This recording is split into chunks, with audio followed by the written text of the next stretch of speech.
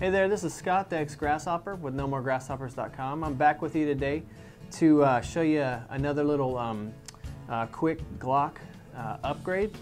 This time we're going to do the extended slide release. It's a pretty inexpensive part, but it will make a huge difference on your reload speed.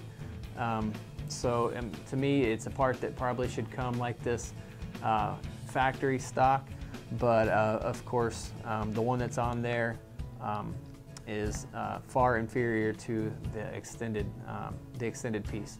So quick disclaimer, I'm not a gunsmith. I'm comfortable working on my own weapons, and if you are too, then this video is for you. If you're not comfortable working on your own weapons, then you should take it to a qualified gunsmith and have them work on it. So let's get to work. Before we work on it, of course, we are going to make sure that the gun is safe to work on. So we're going to make sure no rounds are in the magazine, and we're going to lock the slide back to make sure that there are no rounds in the chamber. Now that we know that it's empty, we're going to go ahead and field strip it. So we're going to, of course, pull the trigger, and we're going to use the extended slide lock lever that we put on in a previous video, and we're going to pull back on the slide slightly, depress that lever, and slide it forward. And field stripping is as simple as that. All right, now that you got your weapon field stripped, or at least you have the slide assembly off, we're going to put it up here because we're not going to need it. And you're going to need a roll of maybe duct tape, or really any kind of tape will do, and that's going to serve the purpose of catching our pin whenever we take it apart. You don't necessarily have to have it, it just makes it a little easier. I've got my Glock Armorer's tool. It's a 3/32 punch. You could definitely use a different punch. I just happen to have that. And I have a mallet here just to help us take it out without, because when you're using your hands, a lot of the times you could mar it by having to put too much pressure on it. So what we're going to be installing is this extended slide release, and you can see here as compared to the factory one, it's just a square piece with a couple little notches in it, as opposed to this one that has a full little notch. I don't know, I guess it's like a full little knob that sticks out on it, and it makes it much easier to catch it with your thumb. So we're going to have that piece here. So I'm going to show you how to take the release out, the stock release out. You want to push from left to right. All right, so I'm just going to tap this out, and it's being a little stubborn, so I'm just going to wiggle that a little bit. And there you go. So you just had to wiggle it and pull it out. I'm just going to put it right there for now. And now that you have it out, this is just going to really just going to lift out just like that.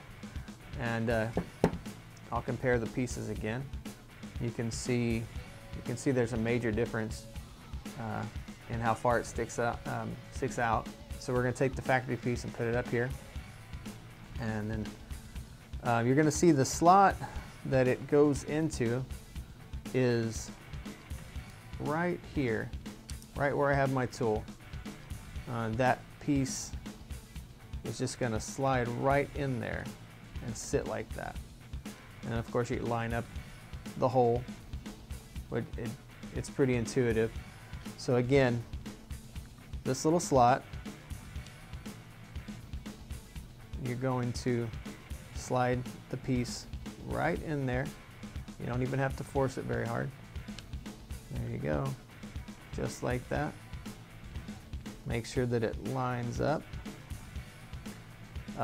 This pin is, it really doesn't matter what direction you put it in, because it is built exactly the same on both sides. The distance and the notches are the same. So you don't have to worry about it going in a certain way. So now that we have our piece lined up, I'm just going to put that pin back in that way. push it in.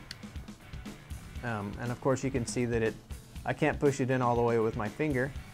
And on this side you can see that it isn't sticking out, or it isn't in all the way.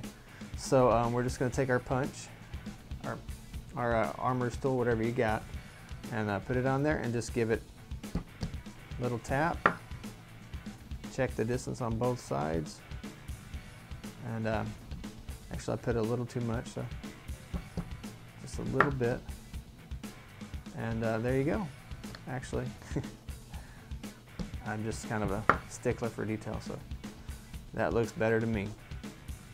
So we're going to make sure that the spring is catching, and you can already see that's a lot easier to handle. And now we are going to put the slide back on and make sure that we got everything working correctly. Okay. Again, of course, the breech is, there's nothing in the breech, and we're going to lock it back. Okay.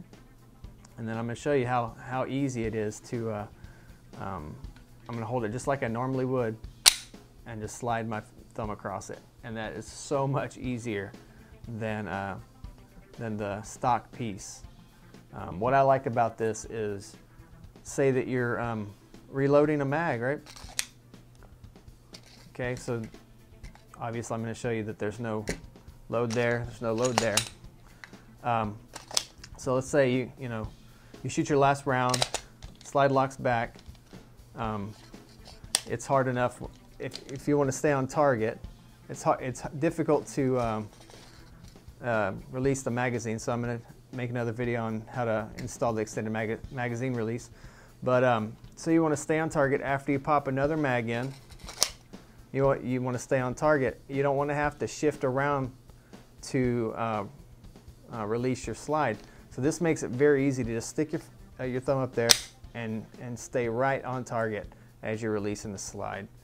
So I think this is in a combat situation, not a combat, but a self-defense situation, or I guess if you're a law enforcement officer, or if this happens to be your sidearm in any of the military branches.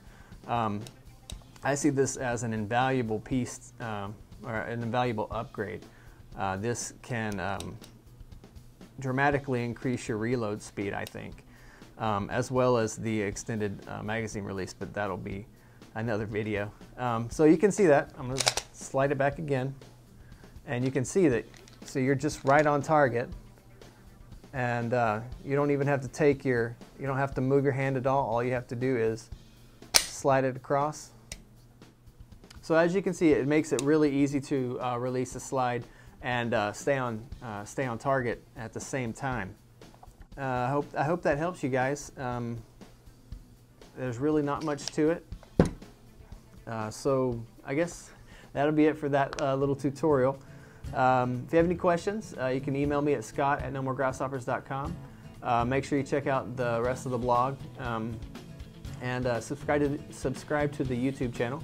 So until the next video, this is Scott, the Ex-Grasshopper with nomoregrasshoppers.com, encouraging you to plan for tomorrow so you can live for today. And we'll see you later.